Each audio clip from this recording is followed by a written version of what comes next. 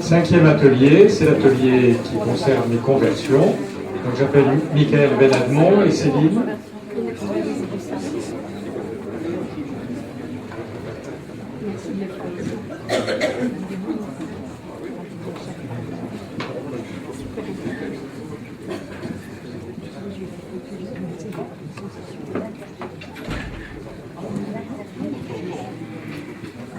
Bien, Michael Benadmont de Jérusalem, enseignant, chercheur, formateur. Donc voilà, on a travaillé avec Céline, qui va se présenter dans une seconde, d'ailleurs tout de suite avant qu'on commence.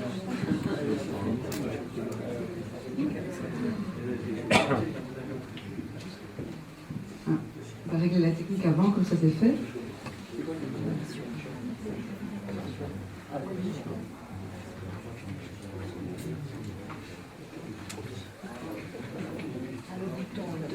Céline Rouault. Bon, je vous avoue, je suis un peu mal à l'aise ici.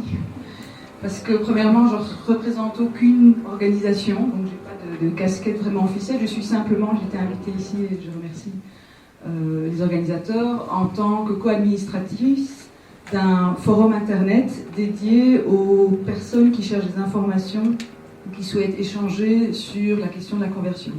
Donc, a priori, principalement des candidats à la conversion ou des gens qui, pour une raison ou une autre, cherchent des informations.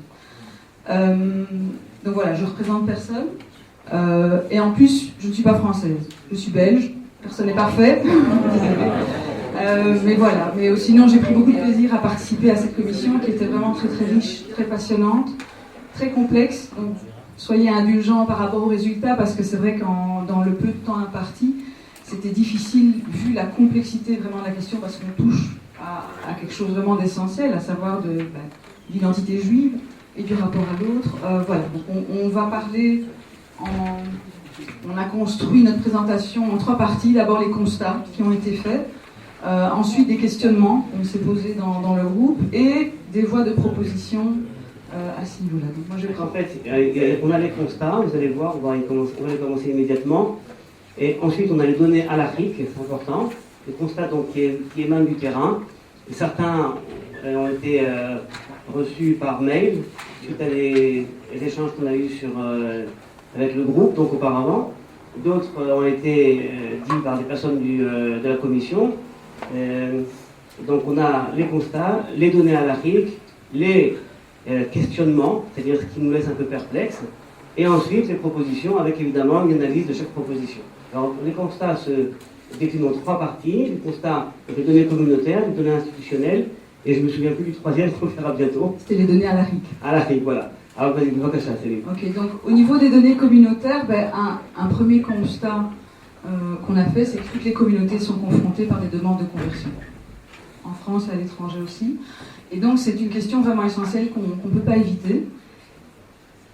On avait la chance d'avoir des représentants de petites communautés, sans aspect péjoratif, et effectivement la question est venue de dire dans de nombreuses petites communautés de province, c'est une question d'autant plus essentielle que les candidats à la conversion et les personnes converties sont de véritables moteurs de la vie dans ces villes de province. Et donc, quelque part, on a énormément de petites communautés qui continuent à vivre en France et ailleurs grâce à ces convertis.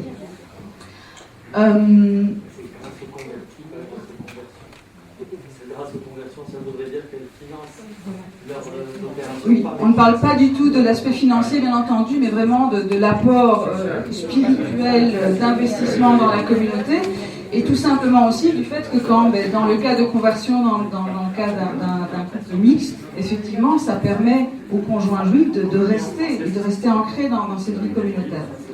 Un autre point qui a été abordé, c'était, contrairement à ce qu'on pourrait penser, c'est que les personnes qui contractent un mariage mixte, c'est vrai que souvent on parle d'assimilation, c'est le deuxième qui tombe, mais souvent ces personnes qui ont un conjoint non juif restent cependant intéressées à perpétuer une identité juive. Donc le mariage mixte, ça n'exprime pas forcément une volonté assimilationniste, et c'est un point qui est important à prendre en compte aussi. Ça, c'est un point qui apparaît depuis déjà bien longtemps dans le monde juif. On sait déjà même dans les années 20, 30, 40 au Maroc, des personnes qui faisaient des conversions et qui étaient considérées par une communauté qui était quand même assez traditionnaliste eh bien, n'étaient pas considérées comme des personnes qui sortaient de la communauté juive. D'ailleurs, vous savez que Bernard Djerba, par exemple, pour donner un exemple, une personne qui s'était carrément convertie à une autre religion, eh bien, au niveau du deuil, les personnes prenaient le deuil sur elle. C'est-à-dire qu'il y avait une conception communautaire qui disait qu'en fait, bon, on fait partie d'une famille, il y en a certains qui sont plus pratiquants, d'autres moins pratiquants, d'autres plus du tout, qui sont même passés de l'autre bord, mais en fait, on est toujours dans la même famille, et cette idée, c'est important. Elle sort également des recherches et des statistiques américaines, quand on voit, alors c'est un petit peu évidemment, c'est à l'américaine quoi, quand on voit des personnes qui vont fêter Hanouka, et puis on voit également l'arbre de Noël derrière, ben ça signifie quand même quelque chose. Ou alors des personnes qui ont un mariage mixte, qui vont se battre pour faire une Brit Mila à leur enfant. Donc en fait, ça c'est une donnée essentielle, qui est même transversale à différentes commissions qu'on a entendues déjà. C'est-à-dire qu'on dit des bêtises, je ne sais pas si c'est des bêtises, on énerve le ciel peut-être, je ne sais pas. En tout cas, le mariage mixte, donc, est une donnée qu'il faut prendre en considération également dans l'économie de la vie juive. Et un dernier constat qui a été fait, c'est qu'il faut bien se rendre compte que les motivations à la conversion sont très complexes et multiples. Il y a des motivations sociologiques, spirituelles, familiales. C'est vraiment, on ne peut pas résumer en une ligne pourquoi est-ce qu'on se convertit, quelle est la motivation. Et donc c'est un point à prendre en compte aussi dans l'analyse du problème, c'est cette complexité et cette multiplicité des approches de pourquoi quelqu'un veut devenir juif.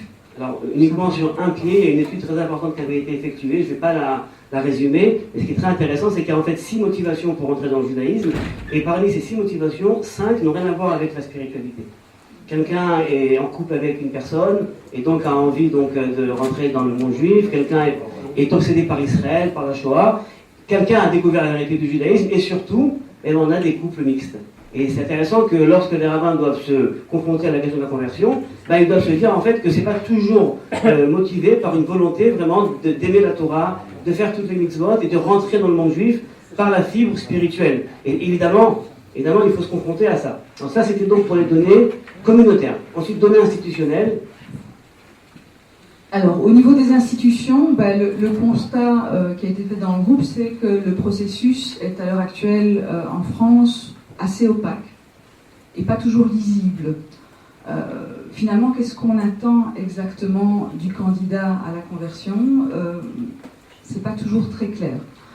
Alors, il faut dire qu'on est rentré sur la page du consistoire, sur le site du consistoire, qui a une page très bien organisée, avec les différentes étapes pour le candidat à la conversion, qu'est-ce qu'il doit savoir, ce qu'il doit faire.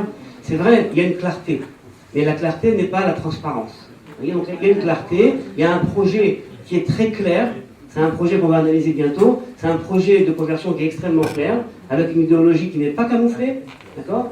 Mais pour autant, le processus lui-même, lorsque le candidat veut s'intéresser, veut rentrer dans l'histoire, il ne sait pas vraiment qu'est-ce qu'il faut faire, on va me répondre, pas me répondre, en combien de temps, vers qui faut-il se tourner. Vous voyez, quelque chose d'assez incertain, l'accompagnement même du candidat qui lui vit une certaine détresse. Il faut bien comprendre que des personnes, certaines fois qui ne sont pas zéra Israël, qui ne sont pas descendants de juifs, qui veulent se convertir, sont face à une détresse d'une famille qui n'est pas toujours très enthousiaste d'entendre la conversion future, et doit gérer donc d'un côté un pied dans un monde, l'autre pied dans un autre monde. Vous savez que d'avoir un pied quelque part et l'autre autre part, c'est jamais vraiment agréable.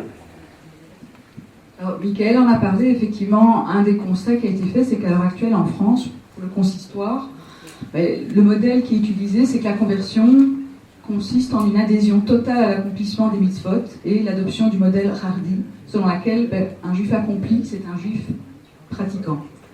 Donc c'est un constat qui a été fait. À l'heure actuelle, c'est le paradigme qui est utilisé. On discutera, ça a généré pas mal de questionnements effectivement par la suite. Un troisième constat, c'est qu'il y a une certaine réticence et une crainte de la part de certains dayanim et rabbanim à convertir. Alors ça, il faut le dire, c'est sorti du terrain. On a des personnes qui étaient présidents de communauté qui nous ont simplement dit « j'ai un problème, le dayan de ma ville, qui est donc en charge de conversion, refuse de convertir. » Il est donc parti voir le grand rabbin. Et il a dit « le dayan refuse de convertir alors que c'est quand même son rôle. Monsieur le grand rabbin, êtes-vous d'accord de prendre le dossier ?» Non plus. Donc on a une ville, une des plus importantes villes de France, et je peux vous dire d'expérience que ce n'est pas la seule ville en France, où des personnes en charge de d'opérer les conversions refusent pour mille et une raisons. Ça peut être une raison mystique, je ne veux pas être responsable de mauvais juifs, pour des raisons quelles qu'elles soient. En tout cas, il y a un dysfonctionnement là, structurel sur la fonction rabbinique. Et ça, c'est quelque chose, on n'en a pas parlé après dans les propositions, mais c'est quelque chose qui doit être pris en main par les présidents. Dans l'accompagnement du rabbin, dans la charge des fonctions du rabbin, il doit être également stipulé qu'il doit s'occuper des conversions. S'il n'est pas d'accord, eh bien qu'il démissionne.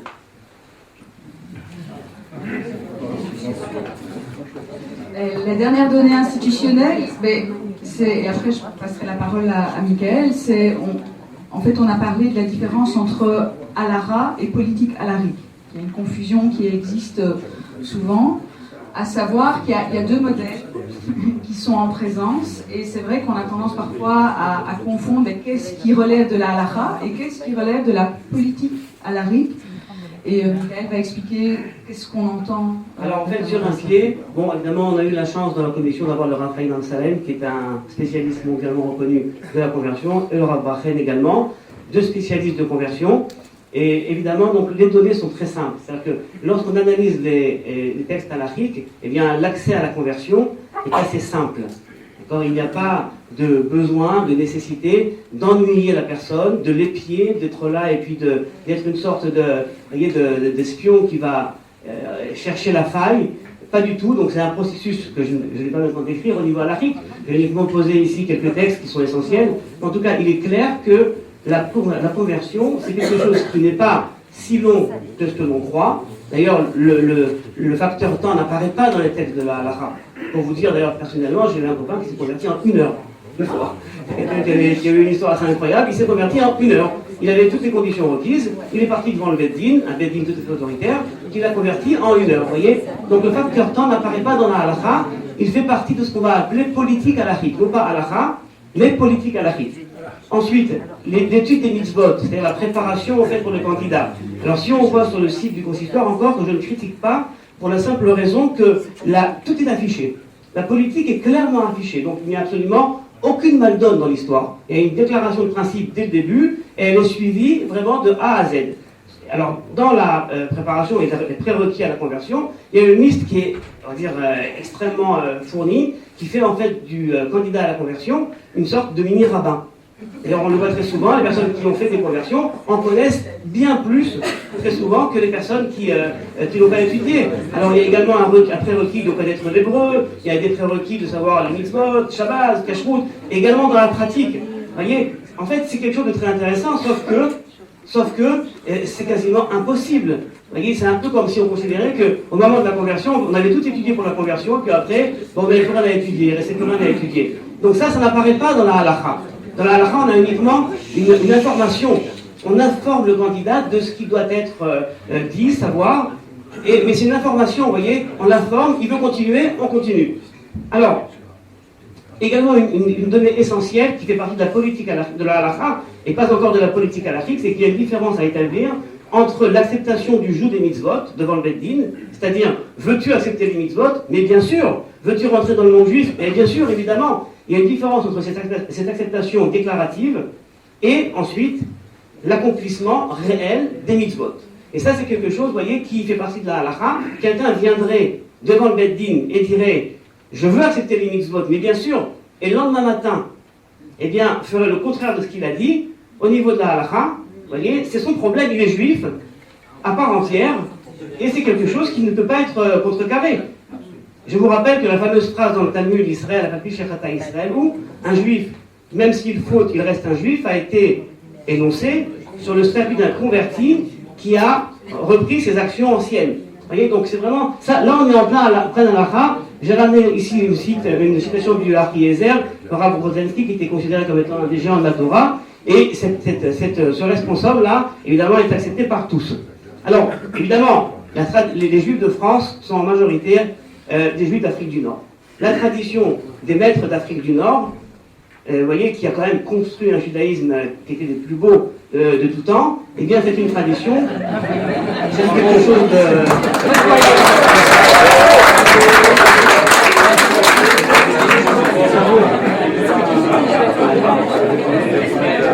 C'est l'humilité.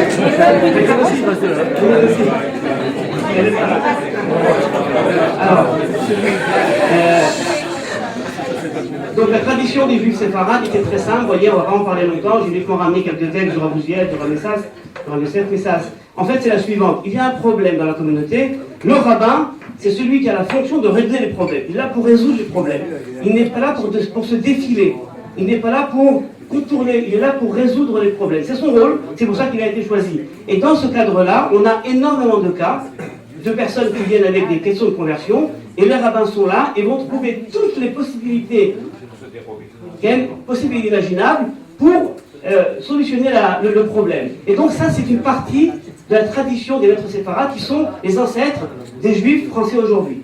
Ce qui se passe concrètement, bon ça c'est encore un point que je vais pas l'expliquer, mais c'est assez clair. C'est que le rabbin donc, qui entend ce que le candidat lui dit, eh bien, ne peut pas sonder les cœurs. Lorsque quelqu'un se présente devant le Beddin et dit « Je veux faire partie du peuple juif et j'accepte le joug des mitzvot », eh bien, le principe en hébreu, « El la dayan, el la mashena brohot », ce que je peux voir en tant que rabbin, c'est ce qui m'a été prononcé déclarativement devant moi, mais je ne peux pas sonder les cœurs. Vous voyez, une différence essentielle entre Dieu et le rabbin. C'est quelque chose qu'il faut intégrer assez rapidement. L'un ne prend pas la place de l'autre. Vous avez l'avis ? Et vice-versa. Ouais, vice-versa. Et donc, vous voyez, donc, il y a une déclaration, ça nous suffit. Bien. Le problème, et c'est donc ce qui nous intéresse, c'est que tout ce judaïsme-là, cette tradition-là, eh bien, je pense, pour être dans une position de charité envers les personnes qui ont un avis différent, je pense qu'ils le connaissent. Vous voyez, pour rester dans le consensus. Je pense qu'ils connaissent, et pourtant, les rabbins et les dayanim de France ont opté pour une autre solution, qui ne se base pas sur la halakha, mais qui se base sur une politique halachique. Et c'est quoi cette politique halachique ? Eh bien, c'est en fait quelque part l'idée de dire, on peut convertir selon la halakha, sauf que, si on le fait, on aura des problèmes, parce que nous, ce qu'on envisage comme communauté, c'est une communauté pratiquante, une communauté rituelle. Or, la halakha telle qu'on le voit maintenant ne va peut-être pas pérenniser cette communauté rituelle et pratiquante. Et donc on va adopter une politique plus rigoureuse, d'accord, plus rigoureuse, qui va, à nos yeux, permettre l'accomplissement d'une communauté telle que nous l'envisageons. C'est bien, sauf que c'est pas de la halakha, c'est de la sociologie. C'est de la sociologie, c'est-à-dire quelqu'un qui dit « je veux que la communauté juive pérenne ». Très bien, pour cela, je vais mettre en place une stratégie qui veut qu'on va être plus rigoureux. Ok, mais si c'est ainsi, on peut la discuter, cette stratégie. Vous voyez, et c'est donc ce qui va nous amener après donc, au questionnement sur le positionnement, je dirais, politico-halachique des rabbins et des dayanim de France.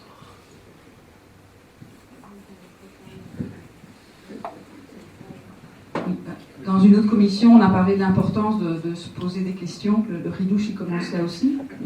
On n'assure pas qu'on a les réponses, mais je pense que les questions qui ont été posées sont représentatives et importantes. Le premier des questionnements, c'est, je vais le dire, l'adoption d'un processus et d'une politique de surenchère halachique répond-elle réellement aux enjeux posés par la réalité de terrain en France à l'heure actuelle ? À savoir mariage mixte, assimilation, la perte de personnes au profit de mouvements libéraux, l'effondrement de l'autorité halachique qui devient inopérante. Ici, quand ça ne répond plus aux besoins des gens, les gens commencent à se tourner ailleurs. Donc c'est un premier questionnement. Deuxième questionnement, la communauté juive française pratiquante est majoritairement originaire d'Afrique du Nord. Peut-elle se retrouver dans un modèle israélo-lituanien, tel qu'on peut le voir aujourd'hui ? Troisième questionnement, ce modèle permet-il de répondre aux nombreuses demandes de conversion, notamment dans les petites communautés de province ? C'est bien de mettre la barre très très haut, mais il y a une réalité qui est d'autant plus difficile pour les petites communautés. Questionnement suivant, la conversion ne fait-elle pas partie intégrante du travail rabbinique et du fait juif par extension ? Michael en a parlé. Oui, ça c'est fondamental, c'est-à-dire que si réellement, vous voyez, les questionnements en fait rebondissent sur les constats. Et si réellement on a un besoin et une demande de conversion dans toutes les communautés et essentiellement les petites communautés, je pense qu'il y a une différence à faire entre les grandes métropoles et les petites communautés de province, et à ce moment-là, s'il y a une mitzvah de convertir, et ça fait partie du cursus de la halakha, alors à ce moment-là, on ne peut pas s'en décliner. Vous voyez, donc c'est quelque chose qu'on ne peut pas oublier. Alors, un dernier point, c'est qu'on a parlé, on va en parler un peu plus rapidement, après, justement des conversions orthodoxes alternatives. Or, ça paraît être quelque chose qui dépasse notre entendement. Il faut savoir qu'il y a quand même des conversions qui se font chez Chabad et dans les communautés orthodoxes. Ils font des conversions qui sont reconnues par le consistoire. Ils ne les font pas du tout. Alors, pavé, exprimant, pavé. Donc, en tout cas, un exemple suffit pour non, un Chabad, on va l'enlever. En tout cas, il y a des conversions orthodoxes alternatives au Beth Din de Paris. D'accord? Et la question est de savoir, et elles sont reconnues, puisqu'elles sont ensuite, je dirais, on en fait savoir au Beth Din de Paris. Bien. Alors, donc, quelque part, opérer des conversions alternatives, elles sont reconnues. C'est quelque chose qui existe. Elles sont reconnues. Ah, d'accord, c'est bien, c'est bien. Voilà, c'est vraiment très bien. Alors, proposition. Alors, un rabbin qui était présent, le rabbin Ariel Ben David, nous disait depuis ce matin que, selon lui, il fallait d'urgence mettre en place des assises du judaïsme français autour de la conversion uniquement. C'est un sujet qui est tellement épineux, doit nécessairement être traité. Et je peux vous dire que moi, j'ai essayé avant les assises d'avoir des chiffres. Vous pouvez avoir des chiffres, vous savez combien de personnes ouvrent des dossiers, combien de personnes se convertissent. Bon, alors, il y en a peut-être, je ne sais pas, mais en tout cas, moi, j'ai envoyé la mail très gentiment au responsable, je n'ai rien reçu jusqu'à maintenant. Donc, il y a besoin de statistiques, d'enquêtes, de sondages, voyez, pour avoir en fait une sorte d'état des lieux qui permettrait de travailler et d'affiner toutes ces données. Alors, évidemment, proposer un processus plus transparent, plus léger, plus proche. Alors, ça peut se décliner en plein de possibilités, ça peut être sur Internet, ça peut être dans l'accompagnement, ça peut être par des brochures. En tout cas, ce qui est sûr, c'est que c'est un point qu'on ne peut pas éviter. Et également, ce que nous ont dit le président, c'est que le président, contrairement à ce qu'on aurait pu imaginer, demande à être également investi dans l'accompagnement des personnes qui veulent se convertir, puisque le président a un intérêt d'avoir des personnes converties dans la communauté, ce sont des clients potentiels, pas seulement des adhérents, mais véritablement des clients potentiels. Alors, quelques mots. On a entendu la proposition du Rav Salem et de Ariel Toledano, qui nous parlait donc du Giyur Ka'alacha, une conversion alternative, mais qui est totalement halachique, mais qui ne passe pas par le Beth Din, qui pour l'instant la refuse. On a réfléchi en fait les avantages et les inconvénients d'une telle proposition. L'avantage évidemment, c'est qu'il y a des réponses, il y a des solutions à des personnes qui sont en détresse et puis qui voudraient trouver immédiatement, non pas faire tout ce processus, mais qui est avec une approche beaucoup plus légère, mais à l'Afrique bien sûr, et bien pour eux trouver une solution immédiate. Le problème qu'on a imaginé, c'est que en France, il y a un besoin de reconnaissance évidemment, donc il faudrait mettre en place tout un système de continuité et d'accompagnement qui ferait que la personne convertie dans un Beth Din qui n'est pas consistorial, eh bien, devrait ensuite, pour être reconnue des autres instances, ou pour aller se marier, pour faire la bar mitzvah, devrait avoir un suivi. Au même titre que Pavé. Alors, exactement, devrait avoir un suivi par la même autorité halachique qui serait en fait présente sur le terrain et qui en fait assurerait tout ce qui est en fait alternatif au niveau du statut personnel. Et sur ces mots, on vous remercie. Bravo.